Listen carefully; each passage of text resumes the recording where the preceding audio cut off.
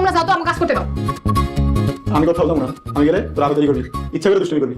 আমি এখানে বসতে তোমরা যে কি করো না, নতুন বউ বসায় রেখা বাসর সাথে জীবনে প্রথম দেখলাম। আমরা কি সময় পাইছি? তুই বাড়ি থেকে এসে সোজা বিয়া বাড়িতে চলে গেছি, তারপর এসে এখন কাজ করতেছি। এই তাড়াতাড়ি কর ভাবি, চলো আমরা সবাই মিলে একটা সেলফি তুলি। ভাবি আসেন সবাই মিলে আমরা একটা সেলফি তুলি। দেখা গেছে একসময় সময়টা থাকবো না, এই সেলফিটা স্মৃতি হয়ে থেকে যাবো।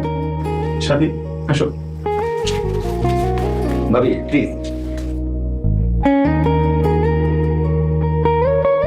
এই বাড়িতে আসছো, এই খুশিতে সবাই অনেক আনন্দ করতেছে। মিম, আমেনা, মুইন ওরা তোমার অনেক পছন্দ করছে। পছন্দ দুই কি পানি খামো? সে বিকাল থেকে আমার বসায় রাখছে, মেজাজটা গরম লাগে না? বিকাল না তো, সন্ধ্যা। এই তুমি চুপ করো। দেখো তুইও তোমার এরকম নরম হলে চলবো না, তোমার শক্ত হওয়া লাগবো। তুমি বাপ মায়ের একমাত্র পোলা, তোমার বুদ্ধি কাটায় চলা লাগবো।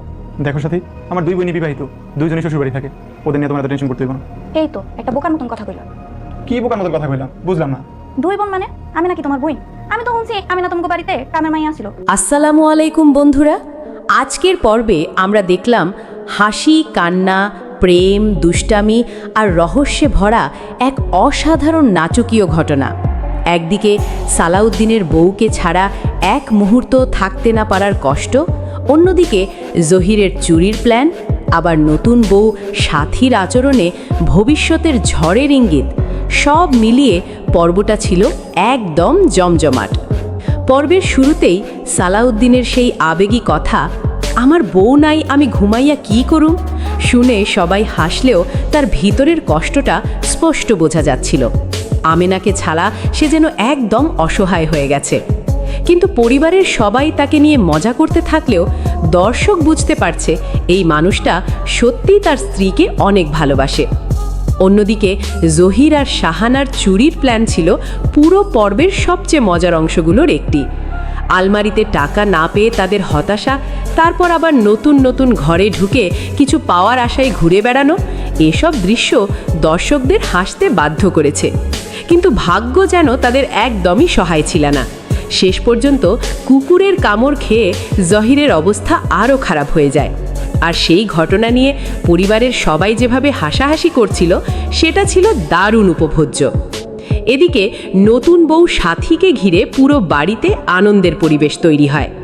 মিম, রাফিয়া আর সবাই মিলে বাসর ঘর সাজানো, সেলফি তোলা, মজার মজার কথা বলা, সব মিলিয়ে দৃশ্যগুলো ছিল একদম প্রাণবন্ত। কিন্তু এই আনন্দের মাঝেও সাথীর কিছু কথাবার্তা দর্শকদের মনে সন্দেহ তৈরি করেছে। বিশেষ করে যখন সে আমেনাকে পরিবারের দায়িত্ব হিসেবে মানতে চাইল না, তখন বোঝা গেল ভবিষ্যতে এই মেয়েকে ঘিরে বড় ধরনের সমস্যা তৈরি হতে পারে। অন্যদিকে সালাউদ্দিন আর আমেনার ফোনালাপ ছিল পুরো পর্বের সবচেয়ে আবেগঘন মুহূর্ত। দূরে থেকেও দুজনের ভালোবাসা যেন আরও গভীর হয়ে উঠছে। সালাউদ্দিনের একাকিত্ব আর আমেনার মায়া ভরা কথাগুলো দর্শকদের মন ছুঁয়ে গেছে। বিশেষ করে যখন আমেনা বলল, তুমি ভালো আছো মানেই কিন্তু আমাগো বাবু ভালো আছে, তখন মুহূর্তটা ছিল সত্যিই হৃদয়স্পর্শী। এরই মাঝে আবার রহস্যের নতুন দরজা খুলে গেছে। সোনার মূর্তির কথা শুনে বোঝা যাচ্ছে সামনে বড় কোনো বিপদ অপেক্ষা করছে, কারণ এমন গোপন খবর কখনোই সহজে গোপন থাকে না। আর জহিরের মতো মানুষ যখন আশেপাশে থাকে, তখন যে কোনো সময় বড় ধরনের বিপদ নেমে আসতে পারে। সবশেষে জহিরের কান্না ভেজা গান পুরো পরিবেশটাই বদলে দেয়। তার জীবনের হতাশা, কষ্ট আর অপমান যেন গানের প্রতিটি লাইনে ফুটে উঠেছে। দর্শকদের মনেও প্রশ্ন জেগেছে, জহির কি সত্যিই বদলাবে, নাকি আবারও নতুন কোনো বিপদ তৈরি করবে?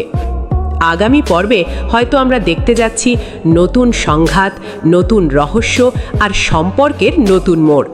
সাথীর আচরণ কি সত্যিই ভবিষ্যতের অশান্তির ইঙ্গিত? জহির কি সোনার মূর্তির রহস্য জানতে পারবে? আর সালাউদ্দিন কি আমেনাকে ছাড়া থাকতে পারবে? এই সব প্রশ্নের উত্তর জানতে হলে অবশ্যই পরের পর্ব দেখতে হবে।